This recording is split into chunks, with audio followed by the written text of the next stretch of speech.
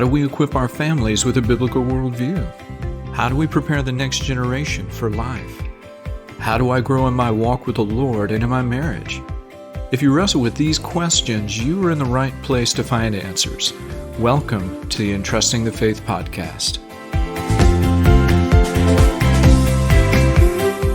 Welcome to the Entrusting the Faith podcast.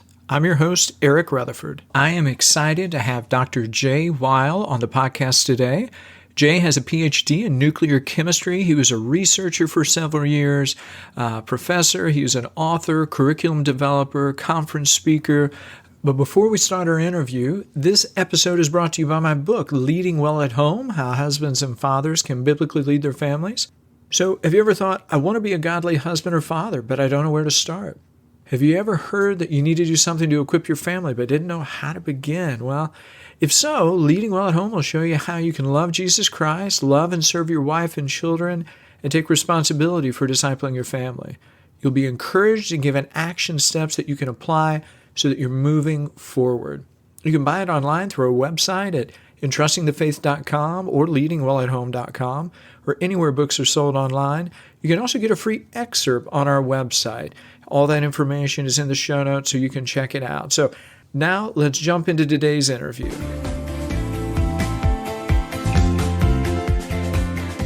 All right, so I'm excited today to on the podcast to have Jay Wile here. How are you doing, Jay? Oh, really good.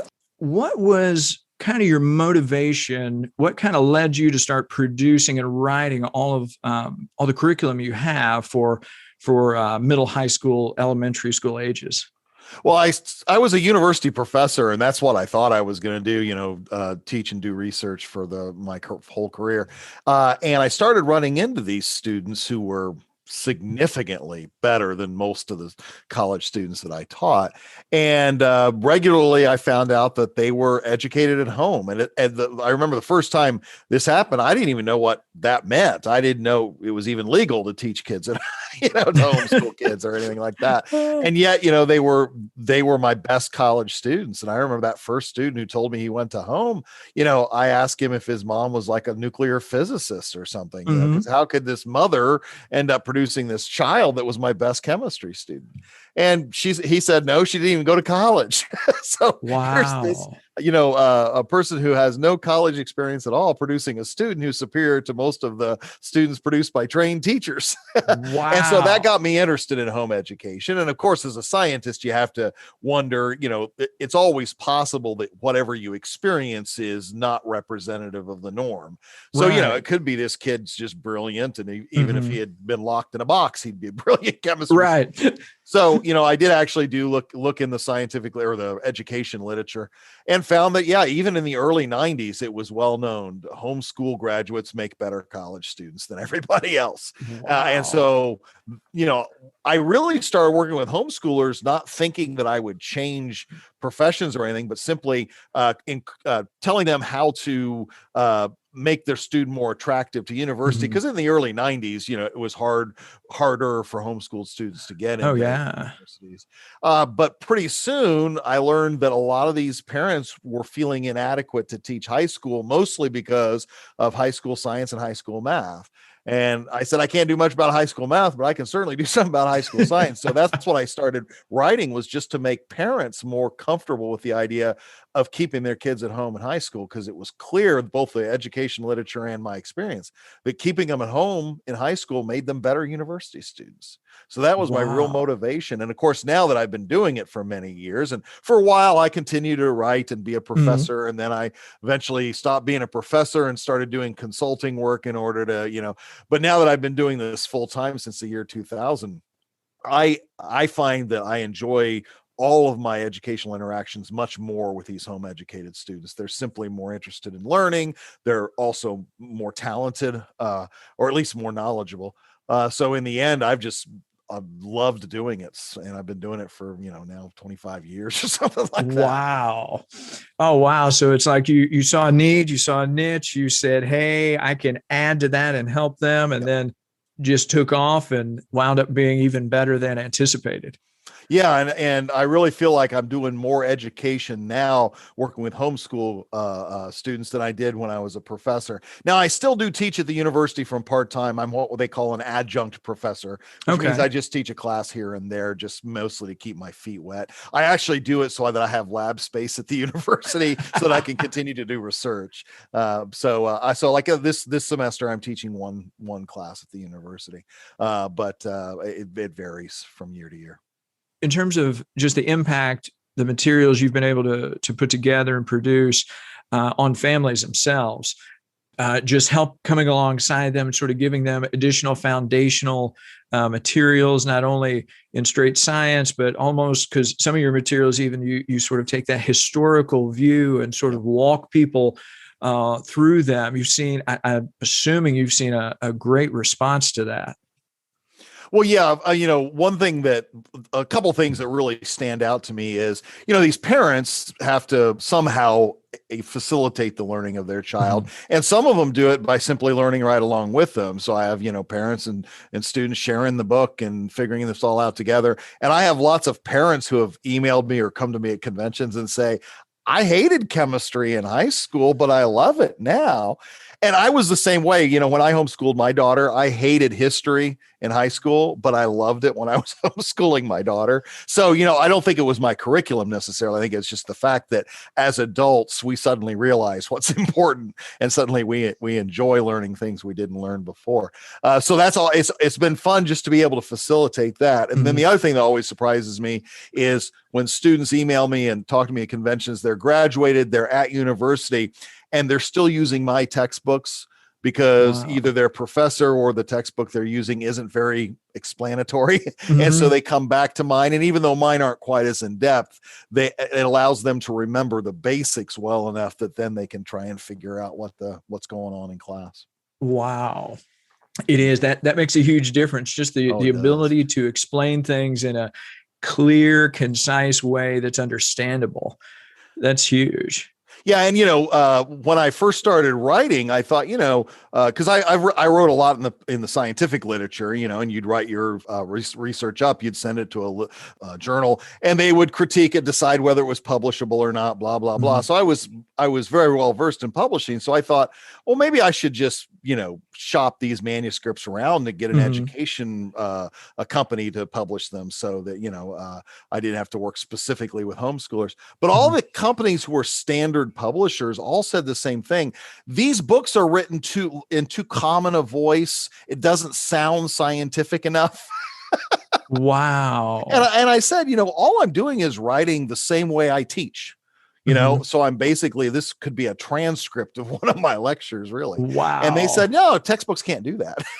I was like, well, my textbooks are working specifically because, I talk to at their level. So that's when, I decided to go with the non-traditional publishers, the homeschool publishers. Yeah. Wow. That's a wake up call right there. That says a lot, right? In terms of what they're looking for, and really their audience too. It's like everybody. Yeah, they don't know their audience. They don't understand. And that's the other thing. Not only did they say, oh, this is too familiar, it's written too commonly. They also said there aren't nearly enough pictures. There need to be a lot more pictures. And, there's this phrase, a picture is worth 1,000 words. And that's true in certain situations. But quite honestly, when it comes to explaining science, most of the time, 1,000 words is better than a picture. And so, my texts, even to this day, all of my texts are very light on pictures compared to most, because I'm not going for some flashy, pretty layout. I'm trying to get them to understand what they're reading. Wow. That is huge. Very important, just not only in science, but on anything, just being able to explain it in a way that your audience understands it. Mm-hmm. Man, that's huge. Talking about homeschool, public school, won't get into big arguments, pro or con. We're homeschoolers, so we have an affection and a fondness for homeschoolers. How do you see in terms of the material that you're able to produce versus material out there, sort of in the world, from not from a biblical worldview. As people are wrestling with that, what kind of suggestion, advice? If they're looking at, do I homeschool? Do I not? If I'm sending them to public private school, how do I have conversations with my kids, who are coming from that, evolutionary background versus biblical worldview? Yeah, and this is a real tension, right? Because we want to teach our kids our spiritual values and so forth. And if you send them even to a private Christian school, but especially to a public school, they're going to be encountering teachers and lots of peers who are trying to teach them something else, and oftentimes diametrically opposed to what you're trying to teach them, right? And I don't always recommend homeschooling. I think it's the best solution for the vast majority of families, but there are families where homeschooling simply doesn't work, and so you do have to worry about that. I think for a parent who's sending their kid to either private or public school, they actually have more work ahead of them, because in the end, not only do they have to make sure their kids are keeping up with their studies and everything, but they have to be much more inquisitive about what the kids are learning, because when we adopted our daughter, and for a while we were her guardians before we adopted her. And so, the conversation was typically, well, what did you learn in school today? Nothing. What did you do in school today? Nothing. And you can't accept that if you're trying to raise your child in a spiritual way, because there isn't it's not, the answer is not nothing. There's something going on there, and oftentimes it's really bad. So I think one thing you have to realize if you're sending your child to school, and for some people that's what you have to do, you really have to realize you're going to have to keep more tabs on them. When I drop my car off at the mechanic, I don't worry about what the mechanic's doing in my car, because I figure he's an expert and he knows better than me. So I just put it in his hands. We can't have that. That idea when we're doing when we're leaving our kids education in someone else's hands, because that's too valuable of an issue. So we've got to make sure that whatever they're being taught, either it's fairly in line with what we want them to know, or we can counter it. And that's where I say that not only do they have their work cut out for them in terms of figuring out what's going on in school, but also, in learning enough to be able to counter some of the just crud that's being taught in schools. No, and that's a good point. And even, as students start moving towards college, so they make that, that demarcation point sort of between high school, college, moving out of the home. Essentially, we see, we'll call it an exodus of sorts from the church, from, we'll call it faith, so to speak, or at least they're running into a whole lot of questions, a whole lot of things that either they don't know how to answer, or they weren't prepared or weren't expecting. What kinds of things can families do to sort of prepare, knowing that it's coming? If you're pursuing a university track, this is going to happen. What can they do to prepare? Well, I think one thing you've got to do, and even homeschoolers can drop the ball on this one, you've got to show them all sides. I'm a young earth creationist. I was teaching my daughter from a young earth creationist view, but we read Richard Dawkins, The Blind Watchmaker. We read lots of evolutionary sources. We read atheist philosophy. You have to, because you have to show them these views are out there. You don't want them, one of the most dangerous things you can do with your child when it comes to these ideas is shelter them from ideas. I agree. You want to shelter them from violence. You want to shelter them from bullying. Sheltering's a good thing. But when it comes to ideas get in. Doesn't matter. You could shelter them from violence. You can keep them from being hurt violently usually. But ideas get in eventually. And so you have to let them know they're out there, and you have to let them. And so, like when we read Richard Dawkins' book together with my daughter, the big deal to me was I wanted her to at least be exposed to these ideas with me there, able to put them in context. And if we don't do that, then in the end, they go off to college or even off to the real world. And they start hearing all these crazy things that you sheltered them from. And one of two things happen. Either they're just completely unprepared for it and they just, buckle down under the weight, or they think you were hiding things from them, and neither one of those is a good outcome.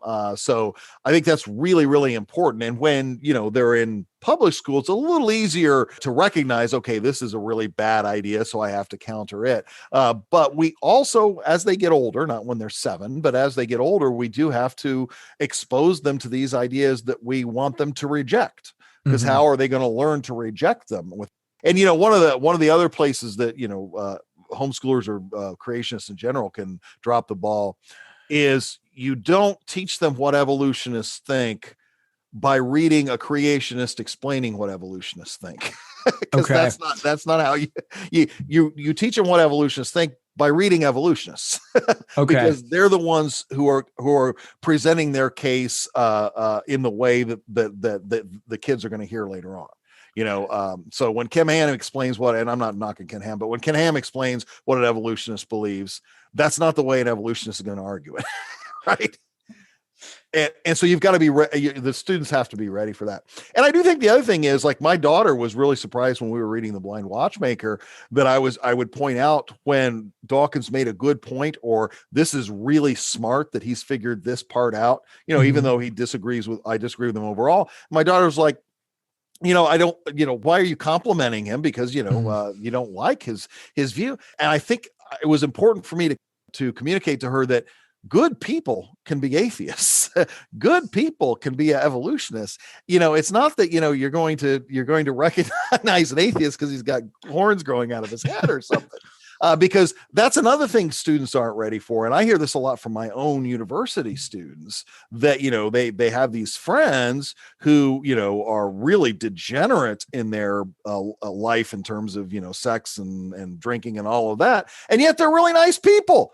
And they weren't ready for that coming from a Christian home. They thought anybody who was a degenerate in their real life is going to be a really nasty person. And you got to I can really, really like this person and really be friends with them and still violently disagree with some of their views. Absolutely. And I think for whatever reason, and part of it, I think, is the culture war we have right now. We sort of set up sides. And we say, you can't be friends with atheists. Well, yeah, I've got a lot of friends who are atheists, and one particularly good friend who's an atheist, because the person and their views can be at least partially separated. No, and that's a good point. That's something with my kids, I try and teach. We teach a class at our church for 6th graders, and constantly trying to bring up because we ask them the question, okay, how is it that unbelievers can do so much charity work, can donate to so many places? They're going out, they're building, they're giving wells to, make good water and all this stuff. How is it that they can do that? Just trying to get them to, process that question. It's like, well, we're all made in the image of God. We got that design of general, that general revelation in us. So we can do that, but that doesn't mean we're saved, right? It doesn't. So it is that juxtaposition that I think our culture, at least our church culture, can sometimes put out there.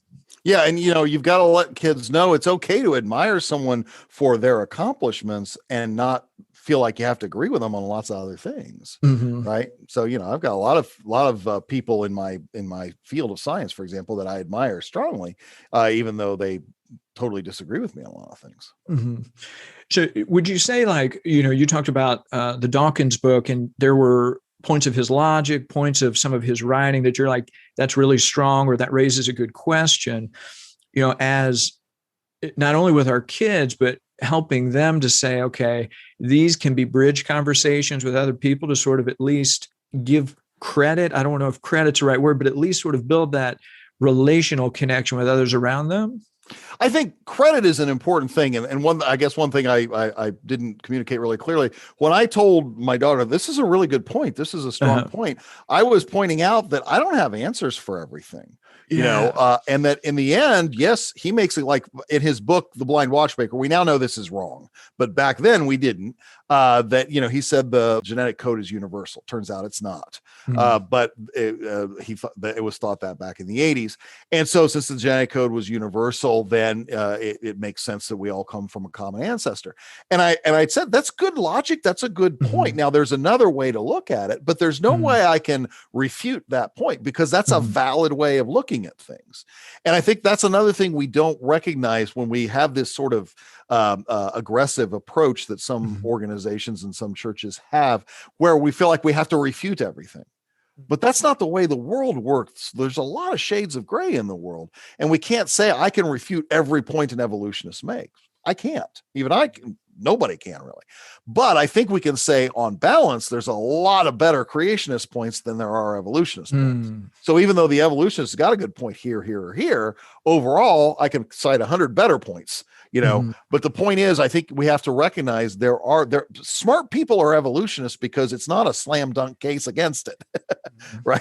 And so I think that's something everybody has to learn. And I do think that's one place a kid can really be set up. If they really feel like they should be able to refute every argument, well, then they come to an argument that they can't refute, and they get fixated on that, and they ignore all these other great arguments that on balance tell them they're right. But because they can't refute that one argument, then their whole worldview collapses. And I'm not sure, obviously there'd be a lot more to it than just one, but the point is, you can't just focus on one argument or one piece of data. Because if I looked at just a few pieces of data, I could be a hardcore evolutionist. I can't be, because I'm trying to see all the data, and on balance, all the data really point heavily to creation.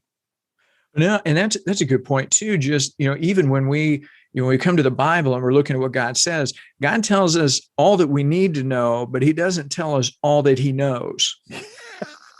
and so that's one of the things I try to encourage my kids, my students. It's like, look, we always need to approach this with some humility, because if he is an infinite God who knows everything, and I am this finite guy who I don't even know what the weather's going to be like tomorrow, maybe it's okay that I can't answer all my questions because I have a limited capacity. But that doesn't mean I get to hit eject on my faith just because I don't get to be God and I can't completely understand it. Yeah, exactly. Yeah, there's a phrase in philosophy called epistemic humility, which basically says recognizing you can't know it all. And so be willing to listen to other people because you can't know it all.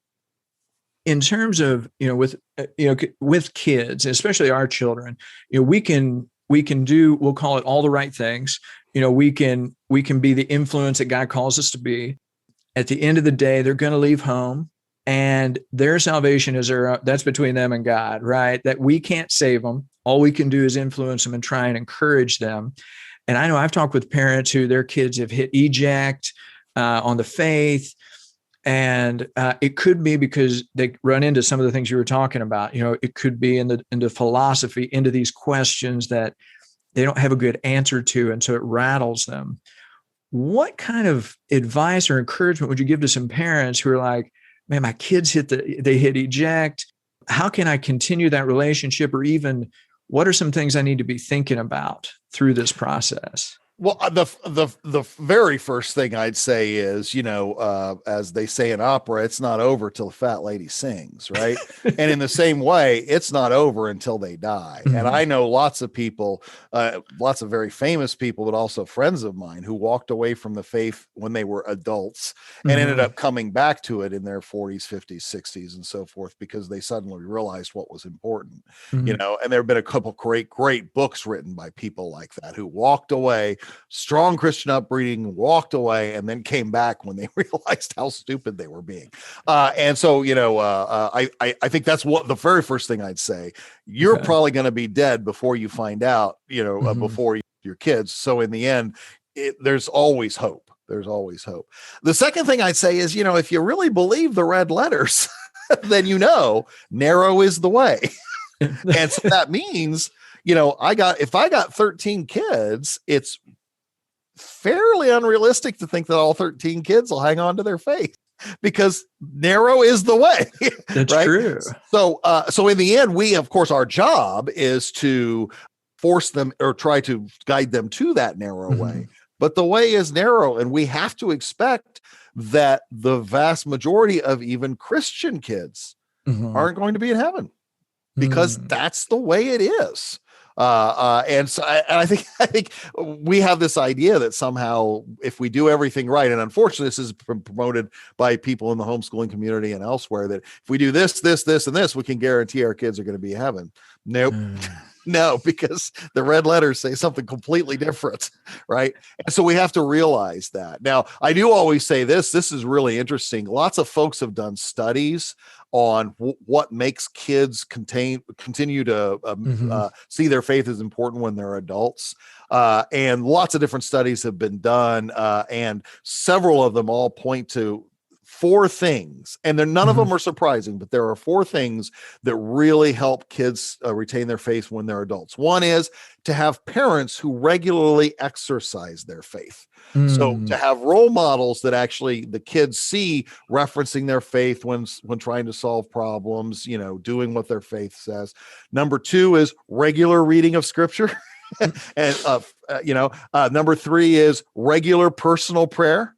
And number 4 is having friends you can talk to about spiritual issues. If you got those 4 things, according to one study I read that covered 50,000 young adults who they followed throughout their adulthood, you're 70% likely to retain your faith if you don't have those 4 characteristics going for you. Wow.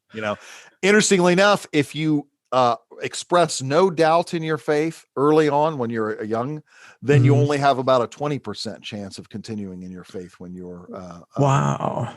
So those who have no doubt typically leave the faith. Wow. So for families, then really that speaks a lot to just providing a safe environment for people, for their kids to ask questions when they're like, Dad, I'm struggling. I don't get this whole thing. It's our job to really say, okay, so let's just talk about it. Let's pray about it. It's okay to be struggling with that. Oh yeah. And the Lutheran Church actually did a long study, a multi-year study, where they looked at their youth group and then followed their youth group kids on through adulthood. And they said the only single thing that they could point to that predicted the kids to be more likely to be active in their faith as adults was if they were raised in an environment where they were comfortable asking questions questions about their doubts, about their fears. And that was the only single predictor they could see among their youth group. Wow. So I thought that was really fascinating. And I really agree with that. I think if you are comfortable with doubt, and that's one of these things where I was going back to with certain organizations, if you have been told don't doubt, that's probably going to hurt your faith long term. Sir Robert Boyle, who was the father of modern chemistry and everything, he actually said, "He whose faith has never doubted may justly doubt his faith." And I really I agree with that, because in the end, doubting is part of this. First of all, if you're willing to doubt, then it's real for you. If you're not willing to doubt, then it's probably not very real for you. But the other thing is, when you doubt, you actually have to start critically thinking through all of these things. And in general, I think, since the Christian worldview is by far the most rational, the more critical thinking you do, the more likely you are to end up staying Christian. That makes sense. It's just there's more evidence. There's greater logic. You almost really there's less faith involved. Well, and another thing these studies all show, but I've seen at least 4 studies like that. If you attend university at all, you are more likely to retain your faith than if you do not attend. And the longer you attend and the higher your degree, the more likely you are to retain your faith. Wow. So associate's degree, you're more likely. Bachelor's degree, you're even more likely. Master's, you're even more likely. And even if you don't graduate, but you just attend college for a couple of years, you're more likely than those who have never attended college to retain your faith. And I honestly, the studies all try and make inferences as to why, but to me, I think it's because the more the more likely you are to stay Christian. That makes sense. Yeah, because it's the most logical approach. Well, Jay, we are out of time. We could talk forever, but I'm so thankful. This has been awesome. So for people who want to know more about your curriculum or know more about you, where would you like them to go? So the place to know about me is my website, www.drwile.com. So it's drwile.com. And that's basically my blog, which, has all of my thoughts about things that are going on and so forth. If you're more interested in the materials I've written and so forth, then that's my publisher's website, which is bereanbuilders.com. So bereanbuilders.com carries all of my books and so forth. So you can look through there. And I'd love to come back and talk about the books in detail at some point, but there are so many wonderful things to talk about. You said we could talk forever. My daughter would say we could talk, and then she'd roll her eyes and then say forever. But we could talk for a long time. Oh, absolutely. Well, we'll have to see if we can reconnect and go through that, because I know the material is awesome. I'd love our people to hear more about that too. So, but thank you again for today. This was great. Everything, all the website information, it's all going to be in the show notes. If you're listening in, you can check it out. Go find the material, go read what Jay's writing, and man, be encouraged. This is good stuff. So thank you so much for today. Well, thank you. It's been a pleasure.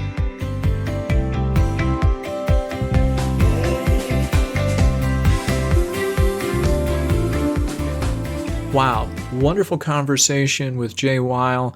A few things that jumped out at me. First, we need to make sure that what our children are being taught, whether that's in a public school, private school, homeschool, we want to make sure it is in line with a biblical worldview. And if it's not, we need to learn how to counter that, or how to provide answers to those things. The second thing is just that we don't have to have answers for everything as parents. And third, just what he mentioned at the end, really 4 things that help our kids retain their faith when they're adults. First is to have parents who regularly exercise their faith. Second, regularly reading the Bible. Third, regular personal prayer. Fourth, having friends you can talk to about spiritual things. Those 4 really help our children retain their faith when they're adults. So very thankful to Jay Wile for joining me on the show today. All of the information is in the show notes. Definitely check it out. If you found this episode helpful, please leave a review for us wherever you listen to podcasts. Doing so will help others to find us. Check out the show notes for resource information. We encourage you to do that for links and other references.